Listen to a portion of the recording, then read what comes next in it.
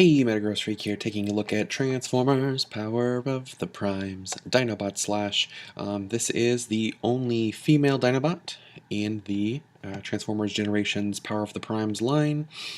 She's also the only Legends class, as well as the only character who does not combine into Volcanicus, the Dinobot Combiner. Here is a brief little bio. It says, Dinobot Slash, elite tracker, always finds her target, and she transforms into kind of a velociraptor. Here is Slash in robot mode. Kind of a cute little robot. She's got ball joints in the shoulders, got a kind of a tight swivel, but she does have a swivel in the upper arms, tight joint in the elbow, no wrist articulation, but then again, that's because of the way it transforms.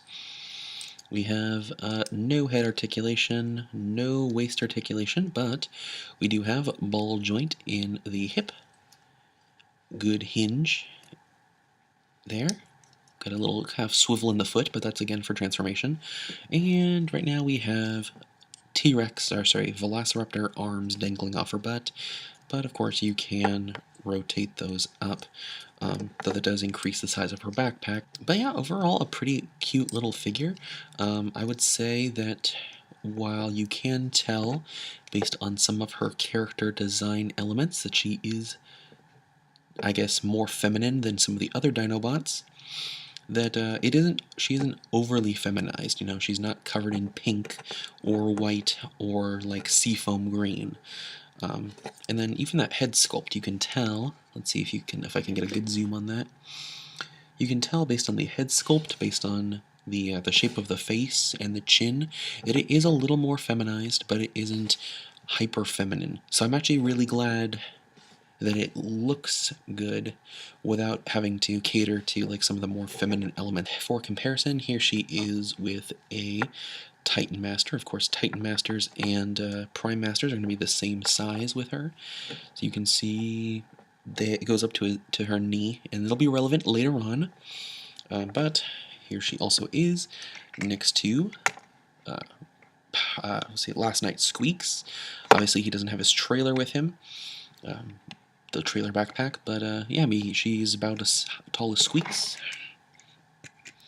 Here she is next to Legends Shockwave, who up until now has been kind of my go-to comparison for Legends class figures, and she's maybe about a hair or two shorter than he is. And then, just because I don't have any of the other Power of the Primes Dinobots yet, here she is next to Robots in Disguise, Warrior class Gold Armor Grimlock. And you can see that she kind of goes up to roughly mid-chest level. So she's definitely a fair size compared to Deluxe classes, but she won't be in perfect scale if you want to have like this scale Dinobot army. But yeah, I think these two look really good together, and I'm looking forward to seeing how she looks with other Dinobots. Of course, even though she doesn't come with any weapons, she does come with a card. Here is the Power of the Primes card for Slash in her Raptor form.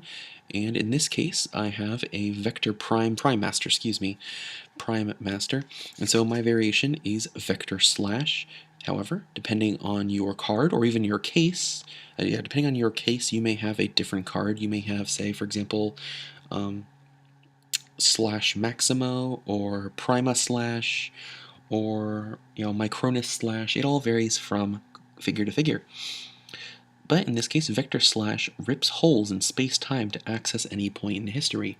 So basically, she is no longer just an elite tracker who always finds her target. She's now an elite tracker who will track her target through space-time. And that's pretty cool. So here's Slash again in her Raptor mode, and honestly, it's kind of cute. And as you can see, I have a Titan Master in here. You can put Titan Masters and Prime Masters in, and they peg nice and comfortably into the little compartment for her back, hence how she can gain the power of Vector Prime or any of the other Prime Masters. Though I guess, she can still obtain the power of Titan Masters. Of course, when a Master isn't in her chest cavity, this folds up. It doesn't click in though, it just kind of rests over it, so make sure you don't force it in because you could break this gold piece. Gold plastic syndrome, thankfully, isn't really an issue we have anymore, but it's something to be aware of. And of course, balance is kind of an issue considering you have only this hollow tail piece to weigh it down in the back. Hence why I had it kind of a squatting position before. I find torso-wise, because the robot legs are folded up on the chest, Slash is kind of bulky for a a Raptor. But overall, it's kind of a cute little Raptor, and I think it'll look good among your other Dinobots, if you have other Dinobots. And then once again, for comparison, here she is again, with Shockwave, and keeping, I guess, with the continuity, good pairing, since, Shockwave apparently made the new Dinobots. And once again, with Gold Armor Grimlock from Robots in Disguise. And you can see while he's definitely taller, he scales fairly well with Slash. So I'm definitely looking forward to getting the Deluxe Class Autobots from Power of the Primes, because she'll look really good with them. And we'll finally have a Raptor that scales well with the Dinobots. So that has been Power of the Primes Slash. I think she's definitely a worthwhile addition to your collection if you're a fan of the Dinobots, and she's just kind of a very nice, very decent Transformer in general. I definitely do not regret picking her up at all, and I look forward to seeing her in comparison to all the other Dinobots. So, thank you all for watching. Until next time, I've been Metagross Freak, and see you all next time. Peace out.